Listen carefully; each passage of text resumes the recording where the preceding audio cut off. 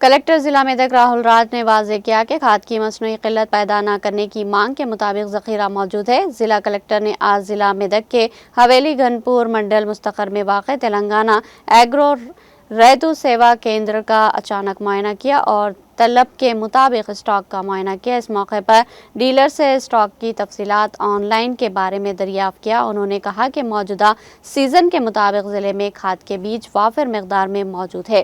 کاشتکاروں کا کہنا تھا کہ محکمہ زراعت نے ضلع میں کھاد، تخم، یوریا، ڈی اے پی اور دیگر کھادیں پہلے سے تیار کر رکھی ہے۔ انہوں نے کہا کہ ناقص اور ملاوٹ شدہ تخم مہنگے داموں پر فروخت کرنے والوں کے خلاف سخت کارروائی کی جائے گی اور حکومت کی ہدایت کے مطابق ان کے لائسنس منسوخ کر دیے جائیں گے۔